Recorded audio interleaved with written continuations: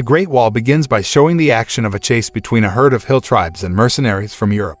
To outwit the enemy herd, the mercenaries unleash several horses in the opposite direction. The mercenaries are carrying out a mission that is quite dangerous. They had ridden for 6 months and still had not reached their destination in the northern part of mainland China. 21 of them had been killed and now only 5 had to complete the mission. That night, while they were resting for a while, suddenly a mysterious monster attacked them and killed 3 mercenaries. The other 2 surviving mercenaries, William and Tavar, desperately fight a monster they've never seen before. They finally managed to kill the strange monster. They cut off the monster's arm and took it with them to find out more about the terrible monster. As they continued their journey the next day, the hill tribesmen managed to sniff out their trail. They then had to race their horses faster. After a long pursuit, William and Tavar arrive at the Great Wall of China, which is guarded by the unnamed order. Both then surrendered themselves to the guards of the Great Wall of China. The troops immediately took William and Tavar to their leader, General Shao. William then showed the arm of the monster that attacked the mercenaries to the general and his commanders. Commander Lin, who was the only female commander in the army, then asked the location when the monster attacked William and the other mercenaries. William replied that the monster had attacked them in the hills 2 days ago. General Shao and the unnamed order's troops seemed to have anticipated the monster's attack, even though it was slightly off their mark. After getting the information needed, Commander Lin suggested to her leadership that William and Tavar should be killed because they already knew about the monster's existence. This was done to keep the unnamed order's secret from being known by outsiders. However, advisor Wang disagreed with Commander Lin. According to the tactician, William and Tavar were more useful if they were left alive because they had managed to kill the monster and provide other information about its attack. Since the unnamed order's army's top priority was the monster, General Shao finally decided to follow the strategist's advice, but he still considered Commander Lin's suggestion. After that, William and Tavar were taken prisoner and placed directly on the front line of defense of the unnamed order troops. Wang tells them both that the Great Wall of China was built to protect them from the great attack of Tao Te, the monster that William managed to kill. Wang estimated that Tao Te would attack in 9 days. However, after hearing William's words and seeing the monster's body parts, General Shao and his commanders must prepare the entire army right now to anticipate Tao Te's attack that will come soon. According to estimates, Tao Te will appear and attack mainland China once every 60 years. General Shao told Wang that they had been preparing for this since 60 years ago and that finally, the big fight against Tao Te was about to take place. The unnamed order carried out their respective duties based on the color of their armor. Black is ground troops, red is archers, purple is melee and blue is brave. The entire army looked nervous because this was the first time they would face a monster that only appeared once every 60 years. Not long after, a roar resounded from behind the Great Wall of China. The Tao Te flock charged from behind the mountain, not 10 or 20, but millions of Tao Te. They moved very fast and the army of archers immediately went to repulse the Tao Te before the monsters climbed the wall. Giant cannonballs were launched towards the flock, but that did not dampen the next herd of Tao Te who came much more. Tao Te's weakness was in their eyes and that was the task of the death squad led by Commander Lin. Courageous women were dispatched to attack the Tao Te herd head-on with their spears, but the number of troops who died was far more than the herd of Tao Te who died. Tao Te has a queen who is very closely guarded by the elite Tao Te troops. The Tao Te queen is very clever in stratagems. Seeing an opportunity, the queen ordered her flock to attack the weaker side of the Great Wall of China and several Tao Te managed to climb the wall. Now it is the turn of the purple troops who are the front-line guards to defend the Great Wall of China. As the purple troop pushes forward, William and Tavar demand that their bonds be untied, but all the troops were busy fighting, until finally a man named Ballard came who untied them. William immediately took a spear to save a member of the army who Tao Te almost killed. They worked together to help the troops against Tao Te's attacks. The unnamed order and Empress Tao Te both lost a lot of troops in the battle. After analyzing the situation on the battlefield, Queen Tao Te finally withdrew her troops and took the dead and wounded Tao Te with her. After the fight was over, General Shao paid tribute to William and Tavar, who fought valiantly against Tao Te herd and told them to rest. Heng Yan, the squad member who was saved by William, thanks them for saving his life. General Shao told his commanders that today's Tao Te are much smarter than they were 60 years ago and asked them not to let their guard down and be more aware of Tao Te's movements. On the other hand, William and Tavar, who were resting with Ballard, told him that they were mercenaries on a mission to find gunpowder, one of the most dangerous weapons in the world at that time. It turned out that Ballard was a former mercenary who had carried out a similar mission 25 years ago. William and Tavar then said to Ballard that they could not stay long at the Great Wall because they had to continue their journey to the north to complete the mission. After bathing and shaving neatly, William and Tavar were asked to appear before General Shao. General Shao and his troops warmly welcomed William and Tavar in the dining hall. The general praised the fighting skills of the mercenaries and thanked them very much for agreeing to help the troops crush the Taotai herd. General Shao then asked William to show his shrewdness in archery because he was so amazed when he saw it in person on the battlefield. William did not hesitate to show his archery skills. Ballard said in a low voice that William and Tavar had to keep their mission a secret from the unnamed order's troops for their own safety. While eating with William, Commander Lin said that only she and Counselor Wang could speak English after being taught by Ballard, who served in the unnamed order as a teacher of English and Latin. Lin then asked what William's goal was in fighting. William replied that all his life, he fought only for money and food to stay alive. There is no other purpose than these two things. After eating, Commander Lin challenged William to try out the task of the Blue Army that went head-to-head against the Taotai, and William accepted the challenge. However, when he reached the end, William looked down and his face showed a hint of doubt. Lin, who was behind him, revealed to William that the fight for the unnamed order was for trust, not for money or food. Lin said that William should learn to believe something. But William tells her that the reason he's still alive today is that he doesn't believe in anything and anyone. Later that evening, William and Tavar watched Ballard's brief demonstration of a pinch of gunpowder he had stolen from Wang. Ballard then proposes to steal the gunpowder supplies belonging to the unnamed order troops and flee from there just as the next battle begins.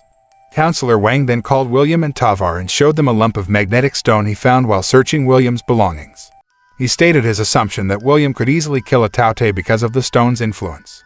Wang then told about the origins of Taotai, which came from a large meteor that hit mainland China centuries ago. Meteors and these monsters are believed to be a punishment from the sky for the greed of the Chinese emperor who ruled at that time and made all his people suffer. The Taotai flock that rises up and attacks mainland China once every 60 years will prey on humans and be presented to the queen to breed. If the Taotai herds managed to break through the Great Wall and take control of the capital, then it was certain that mainland China would be destroyed. Elsewhere, the Taotai managed to infiltrate the West Tower. General Shao and Commander Lin immediately mobilized several troops to fight the Taotai, but it turns out that they have been framed because another Taotai attacks from the opposite side. Commander Lin and her troops had a hard time dealing with the two large and fierce Taotai, and in the surprise attack that night, General Shao was killed. On the eve of his death, General Shao handed over the leadership of the unnamed order to Commander Lin. After paying their last respects to General Shao and all the troops who had died on the battlefield, the leaders of the unnamed order troops held an important meeting in the hall because an envoy from the capital had arrived with important news. The envoy handed over 900 years of ancient war history records to the commanders, which stated that the violent nature of the Taotai could be minimized by magnetism. Wang then showed him the magnetic stone that William had brought and came up with a pretty plausible explanation of how William could confront Taotai head-on and kill it. According to Wang, the magnetic stone might indeed be able to make Taotai less aggressive and unable to hear the queen's instructions, making it easier for him to finish it off. William then came up with the idea of catching Taotai alive using a spear hook like catching a whale, and proving the magnetic stone's abilities firsthand. Wang and the commanders agreed to the idea. After the meeting, Tavar confronts William. He didn't want William to help the order and forget the secret mission they had planned with Ballard. The next day, Wang and the commanders had already prepared large spears that had been smeared with a powerful anesthetic. The battle against the Taotai flock begins. On the other hand, Ballard and Tavar were already preparing to carry out their plan to steal the gunpowder and escape from there, but Tavar was still indecisive because he didn't want to leave William alone. Meanwhile, William, who was monitoring the war, felt the same doubt between running away from there to complete their mission, or helping the troops capture Taotai alive. Despite being showered with large, drug-laden spears, the Taotai herd could still move swiftly and dodge attacks from the Order's troops. The Order's troops managed to cripple one Taotai, though the anesthetic had not yet worked effectively. The troops then shot fireballs that circled their targets so that the herd could not help the Taotai. Lin then told William that the spear hook stuck in Taotai's body was about to come off because the anesthetic had not fully worked. William decided to help and went downstairs. He managed to subdue the Taotai and shackled it. Several Taotai managed to break through the circle of fire and attack William, but then Tavar came and helped his friend. The more and more Taotai flocks came rushing in. As William and Tavar grew more desperate, Commander Lin mobilized an army that attacked the Taotai herd with gunpowder. There was a huge explosion and William was unconscious. The battle was over when William awoke. Lin then tells William that they used gunpowder to defeat the Taotai flock today. Lin then asked William to keep the gunpowder secret from anyone so that irresponsible people would not target the deadly weapon. To prove his theory, Wang tried to bring the magnetic stone closer to the Taotai they had caught, and as expected, the the Taotai bowed silently. However, the Chinese imperial envoys claimed the Taotai. According to the emperor's decree, if any Taotai was captured alive, they had to take it to the capital to be presented to the emperor. Finally, the Taotai was taken away to the capital. Commander Lin deployed the entire army to the Great Wall as the Taotai started attacking again. Meanwhile, Ballard sees this as an opportunity to steal the gunpowder and flees from there. This time Tavar also participated. Tavar and Ballard then infiltrate the armory and steal gunpowder and some weapons. William, who already knew their plan, came to the warehouse and tried to stop the two, but Tavar and Ballard knocked William unconscious and immediately fled from there. Elsewhere, Commander Lin and her troops found a tunnel at the base of the wall. It turned out that the Taotai's previous attack was intended as a diversion, while another group of Taotai dug tunnels to penetrate the Great Wall of China. Even the unnamed order had to rush to the capital before the Taotai flock attacked. They decided to take a hot air balloon ride as it was the only way to get to the capital in just 2 hours, much faster than the Taotai herd, although this method is quite risky and has never been done by them. Commander Lin eventually learns about Tavar and Ballard's theft and accuses William of being their accomplice, but William denied and said that he was trying to stop Tavar and Ballard. The commanders didn't believe William's words and decided to behead him, but then Peng testified in William's defense.